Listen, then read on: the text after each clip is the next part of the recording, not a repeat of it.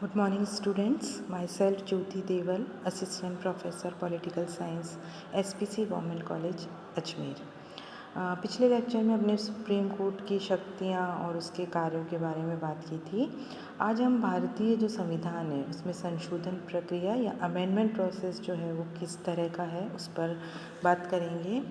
हर देश की जो परिस्थितियाँ जो हैं वो समय के साथ परिवर्तित होती जाती हैं और उसी के अनुसार जो है संविधान जो है उसमें संशोधन करना पड़ता है, उसमें परिवर्तन करना पड़ता है। यदि हम देश की परिस्थितियाँ और आवश्यकता के अनुसार संविधान में परिवर्तन नहीं करेंगे तो इसका परिणाम एक क्रांति के रूप में हमारे सामने आएगा। तो इससे क्या होगा, संविधान जो है उसका संपूर्ण स्वरूप ही जो है वो नष्ट हो जाता है। इसी कारण जो है भारतीय संविधान जो इंडियन कॉन्स्टिट्यूशन है उसमें संविधान में संशोधन की व्यवस्था जो है वो की गई है। तो जो हमारे देश के जो संविधान निर्माता थे उनको भी पता था कि संविधान में बदलती परिस्थितियों के कारण संविधान में संशोधन की आवश्यकता होगी और संशोधन प्रक्रिया जो है वो बहुत अधिक कठिन भी नहीं होनी चाहिए। इसीलिए भारत में जो है आर्टिकल 3 जो संविधान है उसके आर्टिकल 368 में जो है संविधानिक संशोधन की प्रक्रिया का वर्णन किया गया है। हम जानते हैं भारत में फेडरल फॉर्म ऑफ गवर्नमेंट यानी संघात्मक शासन व्यवस्था को अपनाया गया है। इस तरह से भारत में एक अमेरिका, ऑस्ट्रेलिया और स्विट्ज़रलैंड के संविधानों की तरह एक कठोर संविधान को अपनाया गया है। लेकिन कठोर संविधान की प्रक्रिया, संशोधन प्रक्रिया को अपनाने के कारण उसमें कुछ प्रॉब्लम्स भी आ सकती थी। तो हमारे यहाँ जो संविधान संशोधन प्रक्रिया है वह इंग्लैंड के संविधान की तरह ना तो ज़्यादा लचीली है और ना ही अमेरिका के संविधान की तरह कठोर। तो जहाँ तक संभव हो संविधान जो है उसमें बीच की स्थिति जो है लचीली और कठोर के बीच की स्थिति में संवैधानिक संशोधन की प्रक्रिया को अपनाया गया है। संवैधानिक संशोधन की प्रक्रिया जो है वो संविधान के भाग 20 आर्टिकल 368 में इसका वर्णन किया गया है और आर्टिकल 368 जो है उसमें 2 प्रक्रियाओं का वर्णन किया गया है। लेकिन संविधान में संशोधन की एक प्रक्रिया भी है जिसका उल्लेख आर्टिकल 368 में नहीं किया गया है। वस्तुतः हम कह सकते हैं कि जो इंडियन कॉन्स्टिट्यूशन है उसमें संशोधन 3 प्रकार से हो सकता है, यानी संशोधन की 3 प्रक्रियाएं हैं। एक है संसद द्वारा सामान्य कानून निर्माण की प्रक्रिया के आधार पर संशोधन।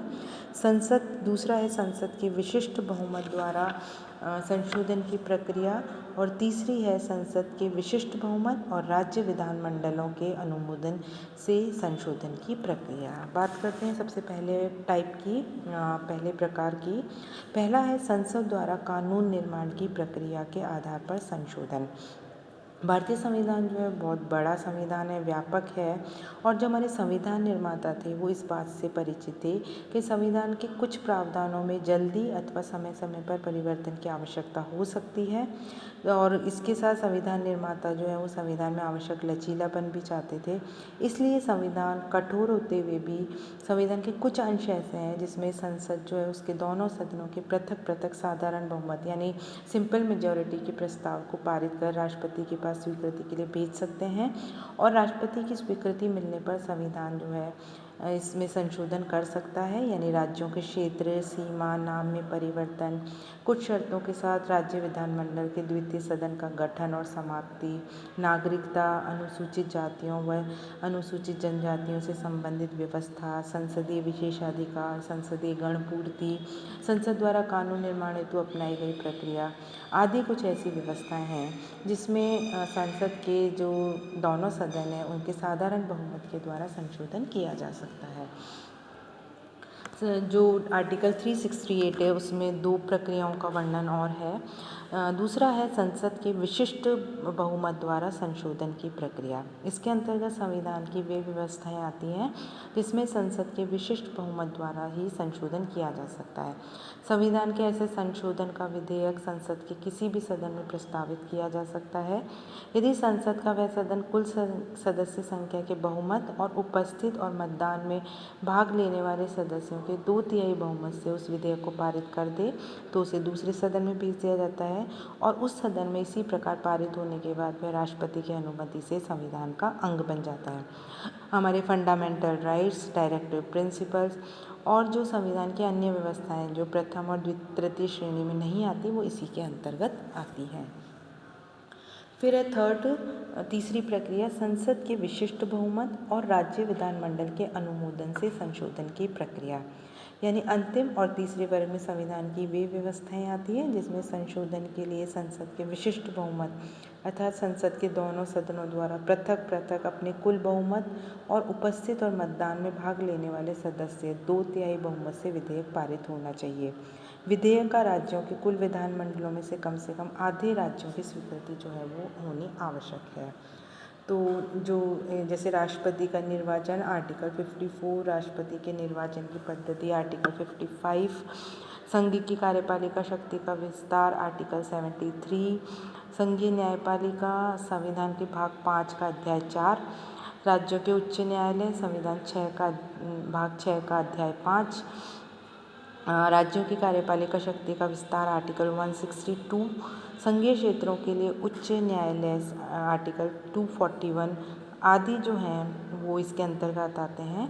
और संविधान का जो तृतीय वर्ग है उसमें केवल वही बातें आती है जिनका संबंध राज्यों की शक्तियाँ अधिकारों तथा संविधान के संघीय स्वरूप से है।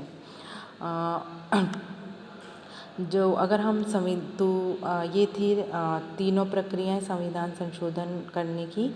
अब जो है संविधान जो निर्माता थे उन्होंने एक आदर्श संशोधन पद्धति को अपनाने का प्रयत्न किया, लेकिन फिर भी उसमें कुछ अस्पष्टताएं कुछ कमियां हैं जिसके कारण इसकी आलोचना की जाती है और वो निम्न है। सबसे पहला है राज्य विधानमंडलों से पुष्टि के लिए समय सीमा निर्धारित नहीं। संशोधन पद्धतियों में कुछ अस्पष्टताएं जो हैं वो 24वें संशोधन द्वारा दूर कर दी गई हैं। फिर भी कुछ अस्पष्टताएं हैं, जैसे संविधान ये निर्धारित नहीं करता कि संविधान के तीसरे वर्ग से संबंधित संशोधन विधेयक द्वारा संसद द्वारा पारित कर राज्य विधानमंडलों के पास जाएगा तो राज्य विधानमंडल कितने समय के अंदर विधेयक को स्वीकार या अस्वीकार करेगा। दूसरा है संशोधन विधेयक पर दोनों सदनों के मतभेदों को दूर करने की व्यवस्था नहीं।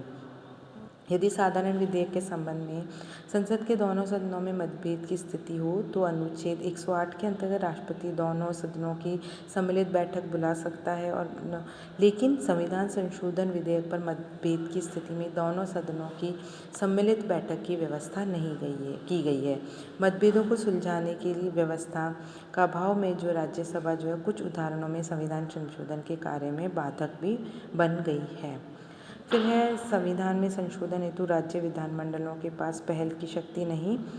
संघात्मक व्यवस्थाओं के अंतर्गत सामान्यतः राज्य विधानमंडलों को संविधान के संशोधन को पहल करने का अधिकार होता है, लेकिन भारतीय संविधान द्वारा राज्य विधानमंडलों को इस प्रकार कोई अधिकार नहीं दिया गया है। इसके अतिरिक्त संविधान में संशोधन के सभी प्रस्तावों पर राज्य विधानमंडलों की पुष्टि जो है वो आवश्यक नहीं है और ऐसे अनुच्छेद जो हैं वो संख्या में बहुत थोड़े हैं जिनमें संशोधन करने के लिए कम से कम आधे राज्य विधानमंडलों की स्वीकृति आवश्यक है। संविधान का बहुत बड़ा भाग ऐसा है जिसमें संशोधन की शक्ति संघीय संसद को एकाकी रूप से सौंपी गई है।